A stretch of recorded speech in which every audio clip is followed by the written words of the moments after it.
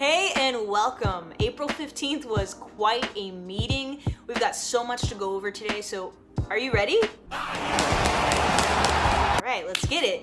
We've got more funds going into the Tampa Police Department. Yes, more. And we're gonna talk about parking wars. Take that ticket and shove it up your Okay. We're gonna talk some about transportation and maybe some anti-gentrification measures. We'll see. So stick with us and stay informed. Also, we have Tatiana filling in on this episode as a co-host. So thank you so much, Tatiana. With that being said, let's get into it.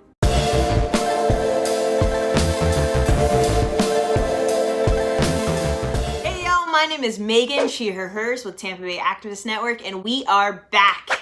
If this is your first time joining us, welcome. We are so glad to have you here. Yeah, I'm Tatiana Morales, she, her, hers. It's great to be here today. Listen, I want to see you all back for our next episode. I just have one small favor. Just hit that subscribe button and the notification bell.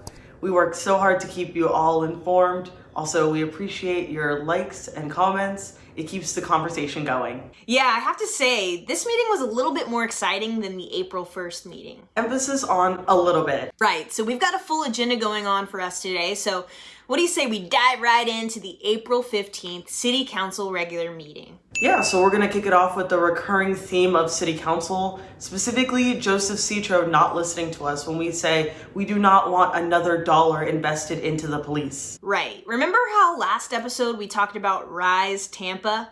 We mentioned how this nonprofit organization was started by our mayor, Jane Castor, to start where the City Council budget ends, in funding police. So you're telling me that she decided to create a backdoor way to funnel more money into her over-ballooned department? That should be shocking, but it's not. Last episode, we highlighted the almost $30,000 that was being invested in police via donation by Rise Tampa. Well, this time they've outdone themselves yet again. In a motion chaired by Joseph Citro, $56,000 are being reallocated from the city's general budget to the City of Tampa Police Department. This motion was carried unanimously, 7-0, and not a single question was asked. And I wish I could say this was the only line item on the docket today that involved more money to the police, but it's not. Right after, council approved, also unanimously, a $10,000 donation by Rise Tampa for a canine. Wait, pause. Donation by who? Yeah, Rise. The same nonprofit organization that we mentioned last episode and many times before that, and I'm sure we'll be talking about them many more times to come. And the donation was $10,000 for a canine? Yep, a canine. Technically, the document says that Rise is donating a singular canine that's estimated to be worth $10,000. And they say that this is for TPD's canine unit to use for their duties. Between two donations made by Rise and City Council allocating funds from the city budget, it seems like there's no hesitation in adding more money for the police to use. It's almost like someone or a group of someone's highly favor the police.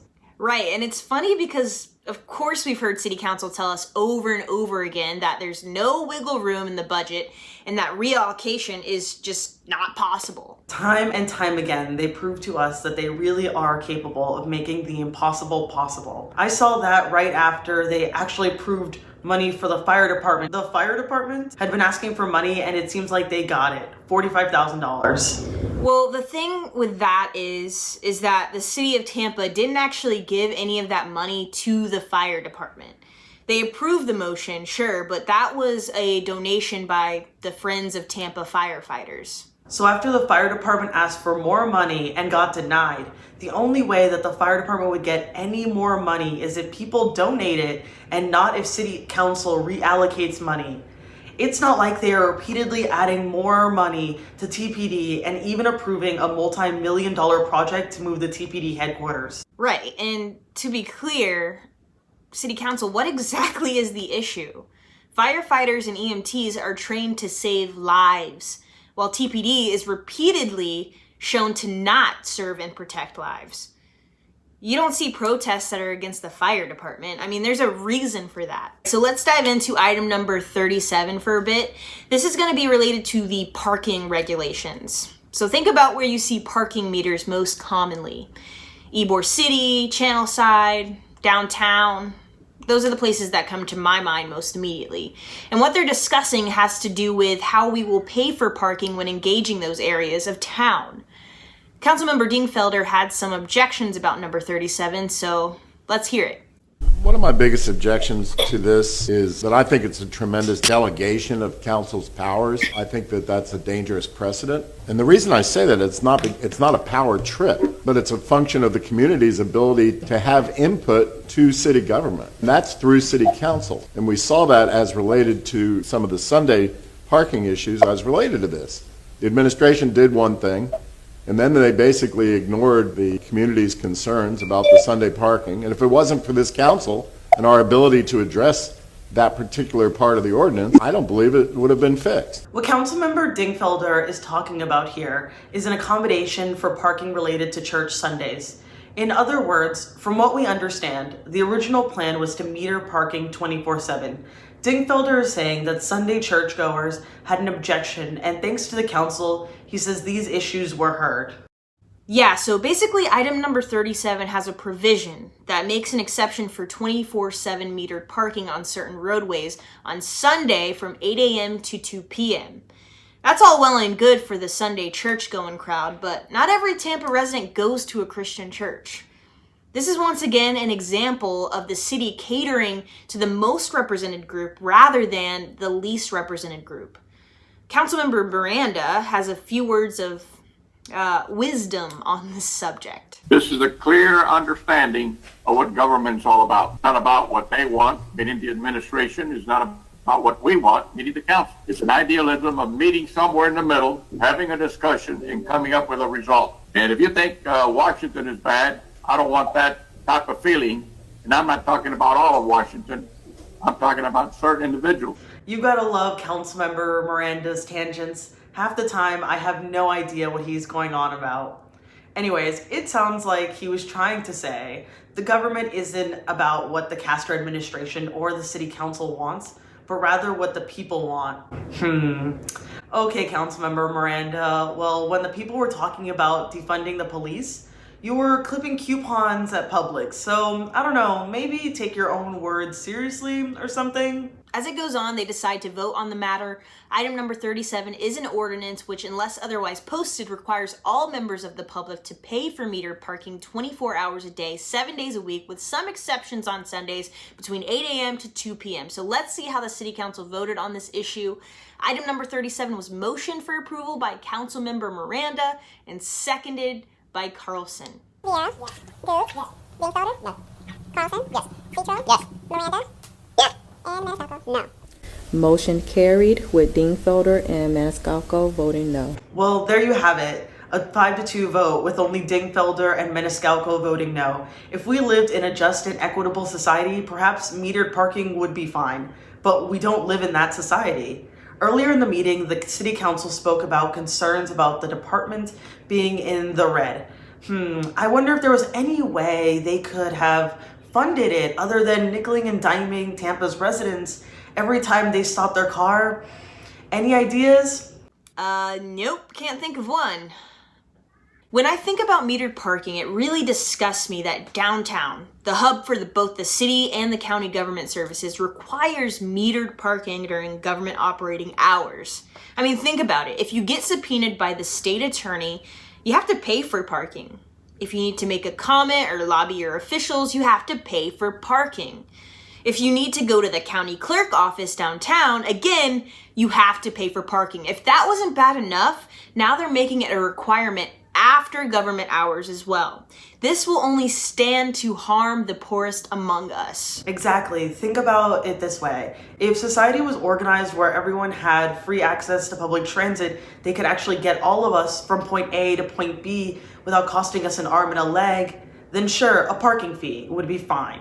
But we don't live in that society. Instead, in order for you to truly get around this city, you have to have a car. For middle class and higher income people, meter parking might just be a minor inconvenience, but for the poorest among us who are lucky enough even to have a car, it is going to come at a high cost. It's expensive to own a car. Fuel, oil, changes, maintenance, maintaining registration, driver's license, and even maintaining insurance is so costly. Ooh, I'm literally having a panic attack imagining those bills adding up.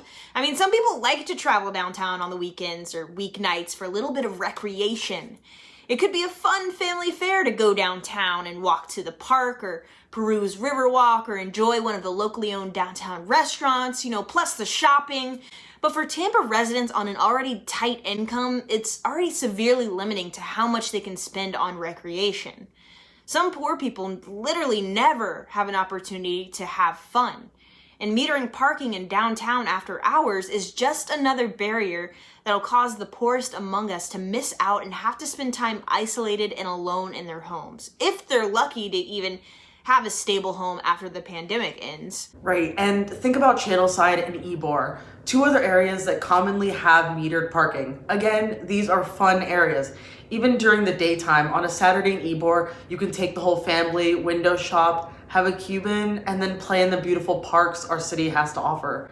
But if you're on a tight and limited income, you'll not have to account for metered parking in your adventures. This could severely limit in the ability for the poorest of the poor to even enjoy their lives. And that just makes me sad. Hey, Megan, you wouldn't suppose that this is just another intentional lock to keep Tampa's recreational life segregated, would you? I mean, it certainly can be. And while anyone can be poor, and 19% of the city's population is at or below the poverty line, we know East Tampa specifically, and parts of West Tampa, have an epidemic of poverty. These areas are the most neglected in the city as is, and part of the reason for that neglect is the well-to-do suburban white families seldom have to set their eyes on it. Out of sight, out of mind. And if the poorest of the poor can't even afford to park their car, and we already know about the abysmal transit situation we have here, this could result in more displacement and isolation, perpetuating the problem. We would be completely remiss if we didn't say that this would largely cause more displacement and isolation, specifically to Black and Latinx communities in Tampa, once again.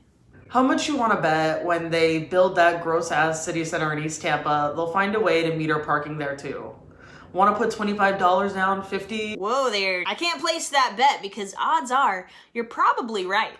And besides, I can't throw away any cash. I need to save up for parking.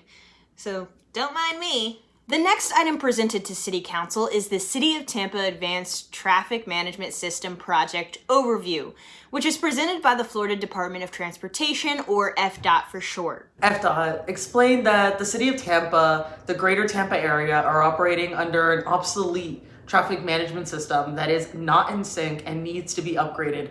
Now, it's not necessarily that the traffic lights themselves are old, but rather the system that is regulating the flow of traffic is old.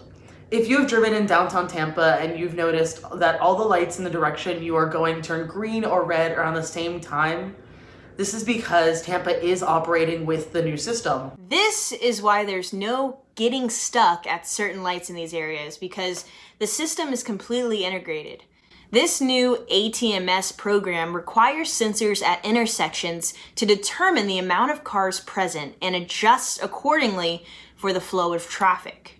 FDOT's plan is to begin the project and implement this system throughout Tampa by September 2023 with a budget of $38 million. The main benefits of this project, according to FDOT, is to reduce congestion, improve safety, improve signal network reliability, and allow quicker emergency response times through signal priority. The presentation was succinct and well received by many of the council, including Maniscalco, who mentioned parts of his district where it is very clear that the lights are not synced. Joseph Citro also favored the project and even mentioned that his office gets so many calls regarding traffic, debris in the highway, obstructions on the on and off ramps, on and on and on. Citro asked FDOT, who can the people call if there's something going on in the roads? And is there a centralized number they can call instead of calling his office or making multiple calls and wasting their time? Wow, isn't that so nice of Citro to mention that on behalf of the people who called his office? I mean, that would imply that Citro actually listens to the calls that are made to his office. That would also mean that he knows that the calls are there. Or at least some of them. Interesting. FDOT answers Citro's concerns by citing that they will get back to him with a number that people can call if there's such an issue happening on the roadways. Isn't it a good feeling to know that when you call about an issue, no matter how mundane, city council members will hear you out and get tangible answers for you? Sure. Anyways, Councilmember Dingfelder also chimed in with his concerns. He expressed multiple doubts about these sensors and cameras that are being proposed and the possible misuse of them. Surprisingly, he even asked if law enforcement would have unrestricted access to the footage, if they'd need a warrant, and the possibility of other people being able to hack and access this information.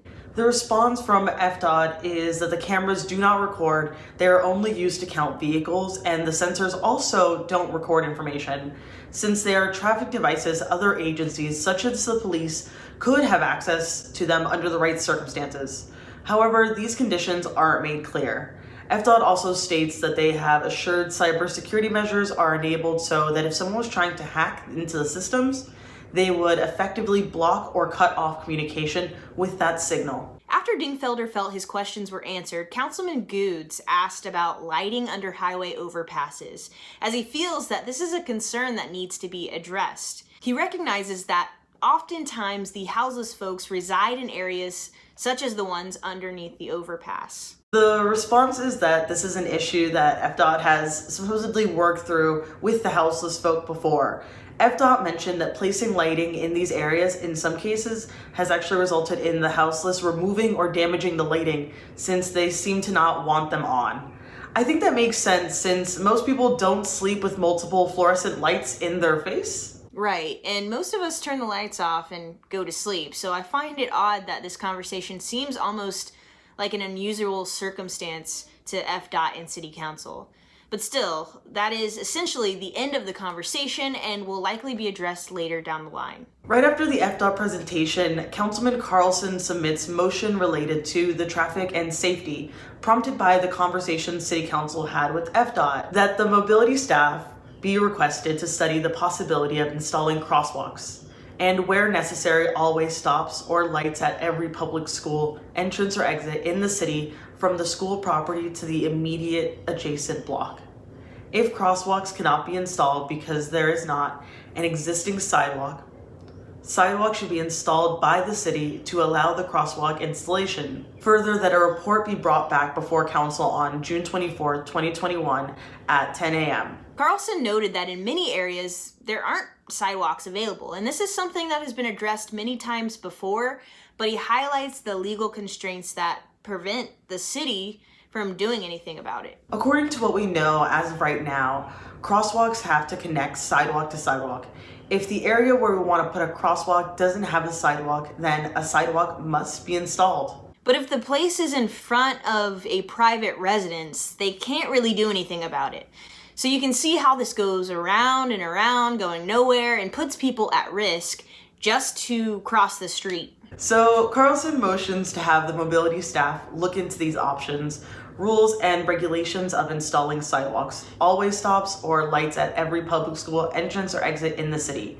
Their findings will be presented before the council on the 24th of June at 10 a.m. All right, we are getting to the end of the meeting. I just thought it would be a good idea to highlight some new business proposed by Councilmember Goods. Take a listen. As you know, you hear a lot of communities talk about gentrification and talking about people being uprooted. We have to have development. That's a must to bring up marginalized communities. But what I would like to make a motion for the legal department to look into a new zoning ordinance that will reduce the displacement of low to moderate income residents, and to look into the new Chicago, Illinois ordinance or any other cities around the nation that have taken the steps to reduce displacement of residents. I'm attaching the article to this motion for legal review. So Councilmember Goods put in a motion for legal to research what he says is an anti-displacement ordinance designed to protect low to moderate residents from displacement. He says it might be a tool to fight against gentrification. Vera seconded the motion, and legal has been given a deadline of June 24th to come back with legal advice on how this type of ordinance could look right here in Tampa. In an effort to provide the legal team with a resource, Councilmember Goods sent an article from the Chicago government to the legal team. In order for us to have an understanding of what it involves, we requested a copy for ourselves, and we received it. So let's take a look at what a Chicago city representative had to say about their anti-displacement ordinance. It says, our families should be able to call their communities their homes, regardless of how neighborhoods grow and change over the years. With the passage of this ordinance, we will continue to work in partnership with administration and our community leaders to expand efforts that prevent the displacement of Chicagoans, especially our low and moderate income residents.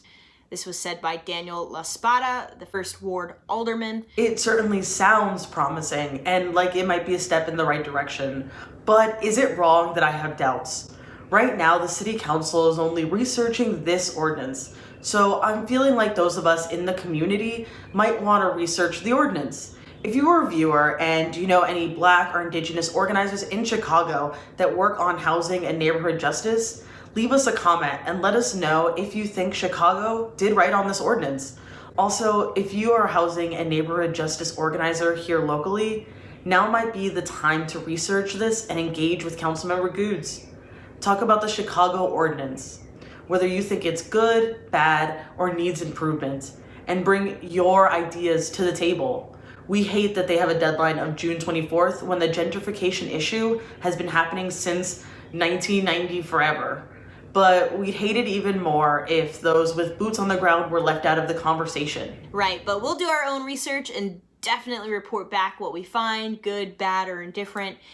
But wow, I mean, this was definitely a productive meeting. I hope you, our viewers, are getting what you need out of this show. And we love putting it together, but we do need your help. Help by sharing our episodes, subscribe, like, and comment.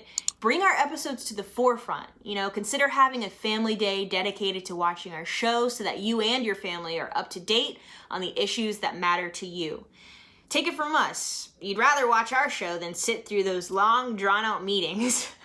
All right, anyway, thanks for watching. I'm Megan, she, her, hers, with Tampa Bay Activist Network, and I'm out. Seriously, viewers like you make this work totally worth it. Plus, your city council knows when you're watching and when a government body is being watched. They are often forced to be more accountable. You do have the power. Call city council regularly. If you're not sure what to say, leave a comment, and one of us at the People's Safety Coalition will have a one-on-one with you to help you feel prepared.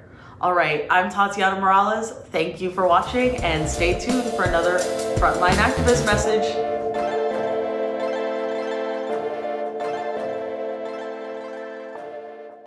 Alrighty, good evening, everybody. This is KD, and we're back with another episode of Frontline Activist Message. Again, my name is KD. My pronouns are he, him, his, and I will be hosting this episode of the Frontline Activist Message. And here we have. Hi, everyone. My name's Jordanos. I use she, her pronouns, and I live in the St. Pete, Tampa area. And this is my first time being on here, so thank you so much for inviting me, and I'm really excited to get started. Hi, I'm Jenna. My pronouns are she, her. Cool. So we're going to go ahead and get started. First things first, there was $56,000 more being allocated to TPD, which is the Tampa Police Department. And supposedly there was a K-9 worth $10,000 allocated to TPD as well. Now, I don't know if that's part of this $56,000 or is that a separate amount, but a dog. Ridiculous. The dog was worth $10,000. A canine worth $10,000 is crazy in general. How do you feel about nonprofit organizations sponsoring police and fire departments? So I think it's really important to see the difference between fire department and policing, because the police already have, not just in Tampa, but across the city, an overinflated budget. So I'm not sure why they're requesting more money, whereas we've seen the fire department have been requesting for money and the city was not able to find it. And so they basically relied on a nonprofit for being able to fund the fire departments, which is really necessary to save lives. But I'm not sure why we're investing in so much money in policing when we have seen that that's not what the community wants and right. have repeatedly told both the mayor and the city council. So it just really seems like they are not listening to the community needs. Once again, this is just a blatant disregard of the wishes of the community. We have demanded for the past year and even historically before that to defund the police and refund the community. Right. The community does not need a $10,000 canine, which in my experience, dogs are usually utilized by the police for drug charges due to their ability to smell or taking down folks who are on the ground. So both of those are just even more of a gateway, more of a tool for police to brutalize Tampa citizens. And it's just not a good use of money. Right.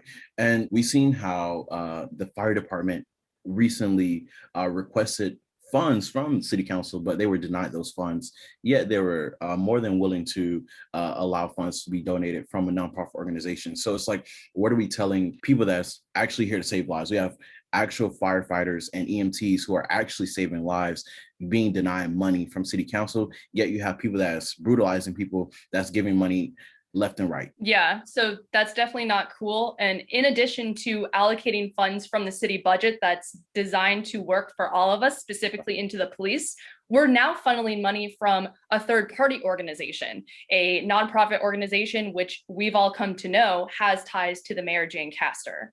So it's just kind of increasing the mass of their power. Right. And it's really disheartening. And we all know that Jane Castor was a recent chief of police department. So item 37 was about the parking provisions, and there was an exception for 24/7 metered parking on certain roadways on Sundays from 8 a.m. to 2 p.m. And again, we see how this is the city catering the most represented group rather than least represented groups. And so I wanted to highlight that because we see how city council is essentially catering those of Christian faith who go to church. But it's like, if we're going to cater churchgoers or faith-based practices, we should accommodate everybody. So what are your thoughts on parking and city council centering Christian churchgoers rather than those who practice faith, period? And how do you feel about metered parking?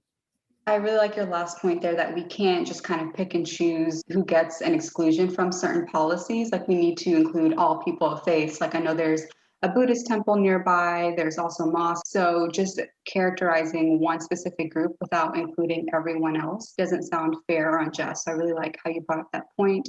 And then to the second point of just expanding, because I saw that they want to do it 24/7. I'm not sure what is the need. Is it just because they want to extract money from the community, which seems like the reason personally to me, and so we can get that money from other resources, i.e. the police department, et cetera, and reallocate that. We know that the transportation in terms of the busing and things like that is really hard. And by adding on to this parking meters, I think is not fair and unjust if they're not going to create a transportation system that is equitable to the whole community.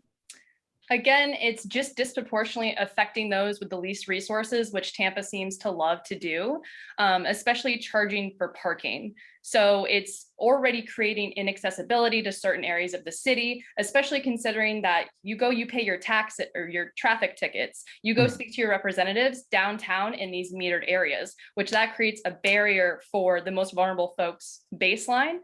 But then for the council to kind of track back and be like, hey, well, we don't want to impose, required metered parking for those who go to Christian church on Sunday, because that's traditionally that time. So again, just like you mentioned, they're catering to a specific group and carving out special exemptions for them. Right. And I agree. I definitely don't like the idea. I definitely consider myself to be a Christian as well, but that's beyond the point. Like, if we're going to cater to people, we need to cater to everybody. And I agree that it's definitely increasing the accessibility, because Tampa doesn't even have the best public transportation in place. So you're just further, like you said, making this inaccessible to people that actually need this. So if you've been downtown specifically, you might have noticed improvement to traffic flow.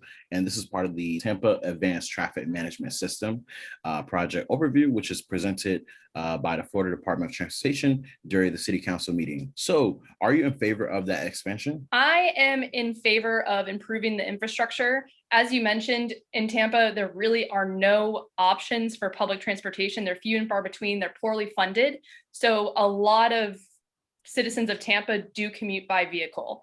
personal vehicle. So there is a lot of traffic. I recognize that the traffic system is outdated.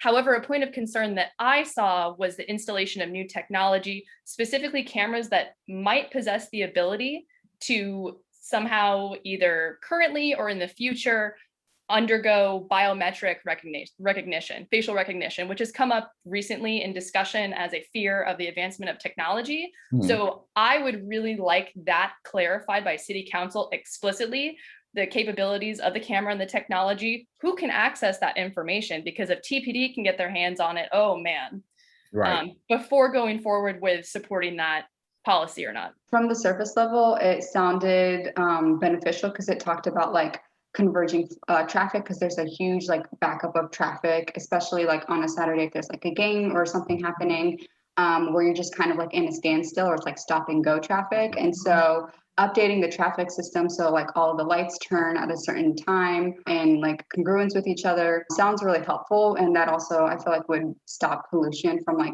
car exhaust, etc., if everyone's like backed up all the time. But one good point I think that was raised and didn't really have an answer for, unfortunately, was like who would have access to these cameras? Would police have unlimited access? And I believe it stated that it doesn't like record anything, like it won't record like the people or the cars. It's just like the numbers. So it's a sensor.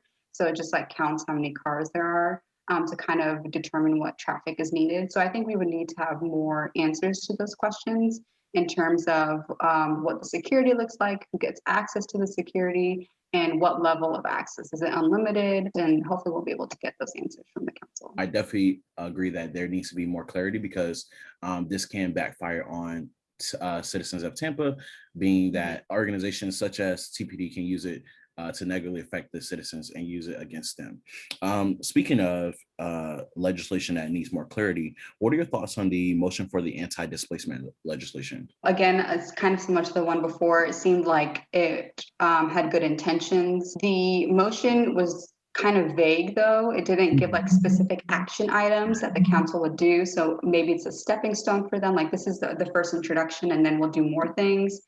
But as a lot of governments do, they don't actually fulfill the duties that they say that they're going to do. So I'm a little apprehensive about this. And so I really want to see like what that guidance actually does, and if they were able to get any input from the community, because I don't think it's fair to create a motion or to create some sort of ordinance or guidance if you're not surveying the people that are going to be affected by that. So I would really like to see, did they do any outreach or communication with communities who might be vulnerable to gentrification? If so, like how expansive was that outreach? What was the response? Anti-displacement legislation is something also that sounds very good on the surface. There's been a huge rise in gentrification in the Tampa area, specifically towards the USF kind of Fowler-Fletcher area, where they intend to make that into Uptown.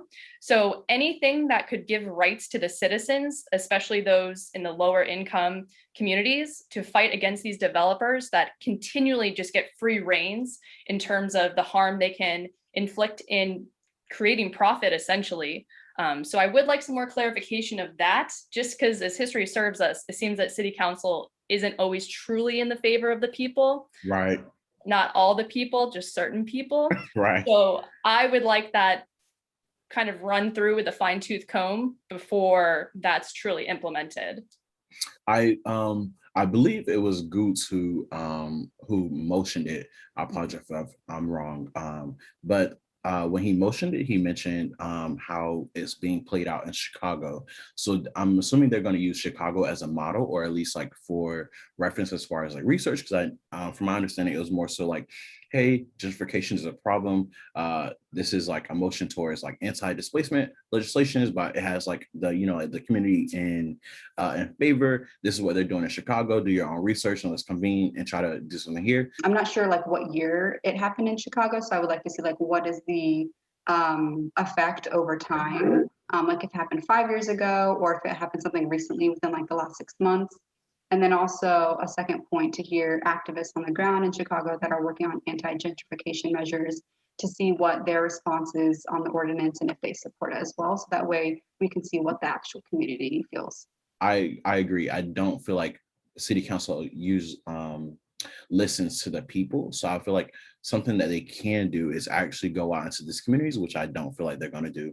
Go out into these communities who have been displaced by gentrification or might be displaced by gentrification, like you said, in the over here in the university area by USF, and get their input on what they feel like is needed from this type of legislation.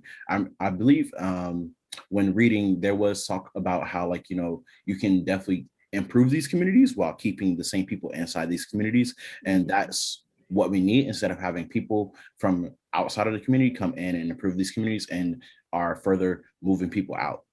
Exactly. And you see that similarly with the CDC and their inability to truly perform accurate research on gun violence. There's a reason for that. People have interest in, preventing that research from happening. And as you mentioned, the easiest way to gather what your constituents need as an elected official would be to go out in those communities and ask what those folks need. Right. But as you mentioned, time and time again, for whatever reason, our elected officials refuse to do that. And they act in the favor of those who come to them with some type of benefit, whether that be a developer, et cetera, someone who would also benefit from gentrification.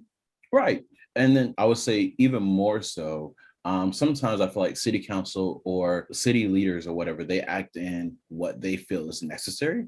Like the introduction of, I believe it was like a community center in East Tampa, when East Tampa didn't even want the community center. So it's like you're trying to propose things and introduce things that does not realistically matter, or that's further hindering what these people want. Instead of listening to people, it's like, hey, somebody's saying I'm hungry, but you're going to give them, like a car. It's like, they don't want the car. They want food. Like, they're hungry right now. Like, who cares about a car? Exactly. Because they're looking into the communities and thinking of, like, they're looking through their lens, correct? Right. Which we've already proven time and time again is greatly dissociated from reality, I would say, or the common needs of a common person living in Tampa. So we have to be extremely careful of things like that, because when you hear community center, that sounds great, but in context, it's not. But to the vast majority and, typically the moderate folks who support these city council individuals, that sounds great. So it looks great for them. It looks great on paper, but we need things to work more than just great on paper. Right. We have folks suffering now who need resources now. I agree. And that's realistically all I had for you all today. Do you have any closing remarks? I'd just like to say thank you so much for giving me this opportunity to come onto this Frontline Message Activist show. And this is the first time I was involved in this, so I really appreciate it. I just appreciate all of the work that on the ground activists are doing with People in Safety Coalition and a lot of other organizations in St. Pete, in Tampa, and the greater Central West area, and hope to continue working with y'all and to build with our community. I would say the last final thing is definitely keep in contact with City Council Watch. Definitely keep up with the Frontline Activist message. If you know anybody that will be great for this panel, don't hesitate to reach out to Tampa Bay Activist Network. We definitely love the support. Keep following us. Definitely subscribe to Tampa Bay Activist Network on YouTube. And that's all. Thank you all for tuning in. You have a good one.